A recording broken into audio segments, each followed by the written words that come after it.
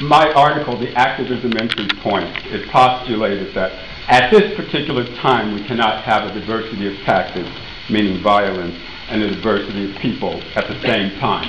And I myself, as being part of this split on the diversity of people side, have distanced myself from Occupy Oakland because I personally feel that where I am as a black male in the position I'm in, with my job and everything else, I don't want to trust myself. I don't want to trust my well-being and safety to people who believe that at this time we should have a diversity of tactics, because, as I've mentioned before, I don't want to get arrested over any bullshit. I've been arrested before, and I don't mind being arrested for a good reason, like the Oscar Grant March where I was arrested, but I don't want to be arrested over any bullshit. So what I found out before, during, and after the Occupy movement, particularly in Oakland, and here's where my question comes in, is that some people do not want to have a diversity of people. There are some ideologues who are pro the diversity of tactics euphemism, who say, no, we don't care about a broad mass movement. Ideologically, we want, what they see as a small fraction of people who are into, vandalism, property damage, however you want to call diversity of tactics, because these are going to be the true blue people. And the rest of you all, even if, like myself, I'm not a pacifist and I don't believe in absolute nonviolence, I support the Palestinian armed struggle, I support the Iraqi anti-imperialist armed struggle, so I'm not a pacifist by any means, but I'm about building a broad-based movement at this time, and I wonder what you have to say, if you've heard it, or however you want to comment on it, on those people who believe that unless you're that tiny percentage who's down for the revolution, and down for revolution means diversity of tactics, then you ain't shit. We don't want all you people anyway. We're the ones who are going to do the revolution. Thank you. And Andrew? Yeah, but we're going to take a couple. Yeah. So Andrew, go ahead. One of the things I've been really interested in is I think that as American people spend too much time looking up. We always look up at the stars. We always look up at big celebrities. But the thing is, we don't look around for people that we know. And I think that's one of the things that I feel is one of the problems I have, in my experience with the arts and activism. It's why don't we, pay attention more to our own community? Work on the community rather than think about this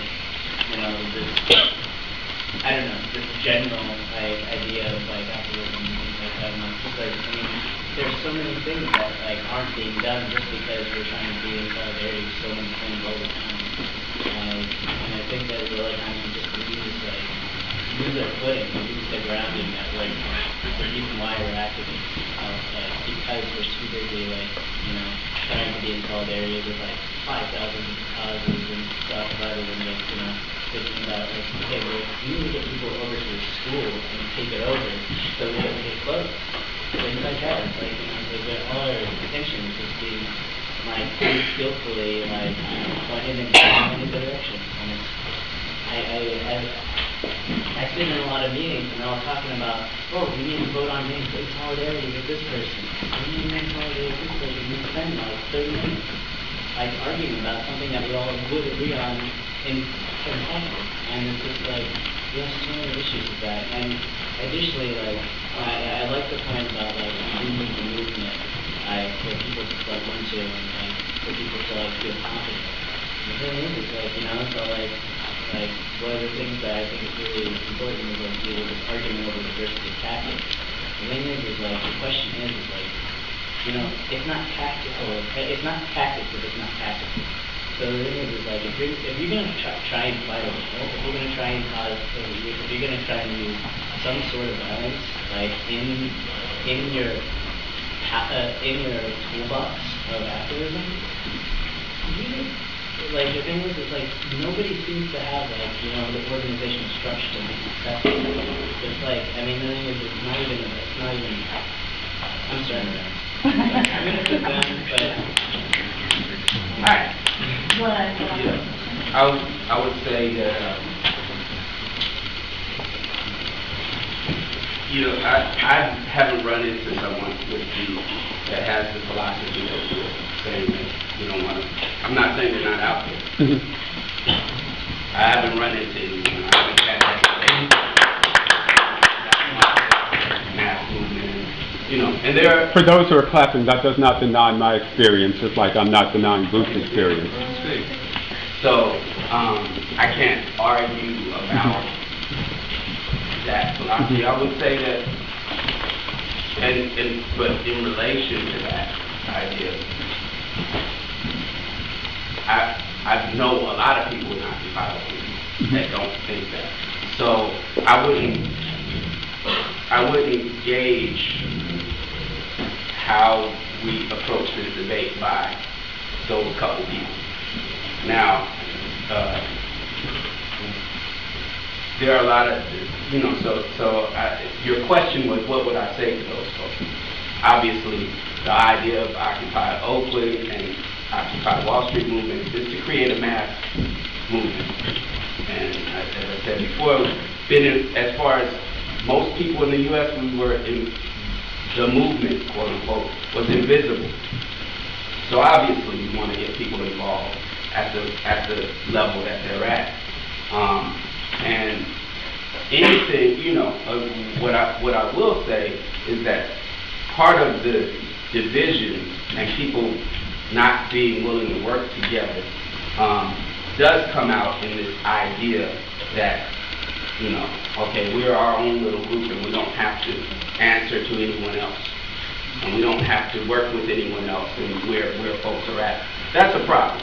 Also is a problem for saying, like, there's a small group of people in a large movement that have made me not be involved. Right? You know, the question is, what point are we at historically? We're at a point where if you're going to let 3 people, 4 or 5 people make you not be involved in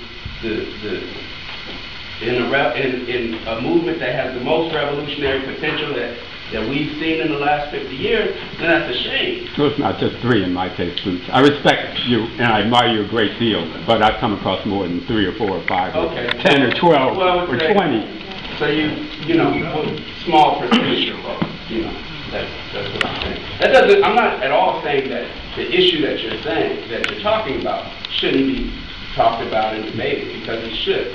But coming at it from the standpoint of, I'm not involved because these few people are involved. I bet you that the few people that are involved, the reason I haven't talked to them, that I don't know them, is because they're not involved in everything, right? And you could go through any movement, and if it's large enough, there's going to be people in it that you disagree with and think are taking the wrong path. And that's the reason that we have people that we disagree with and are taking the wrong path is because the movement is large. You know, we want to, you know, if the idea is that we got to figure out that one point before we can move on, then we're making a catch-22 that says you can't get on with our work, right? And I'm not saying that, you know, you write some essays and you publish them. I think that's good. The question is at what point are you involved? Are you involved with things? At what point do you stop yourself from being involved in the movement? And I don't think that, I think that you're doing a disservice to do that from outside the movement. Right? Well, Occupy Oakland isn't the entire movement. I'm involved in the movement. I'm talking about the movement in which we're talking about. Yeah, I'm involved in the Occupy movement. Let me hit him in the back for a second.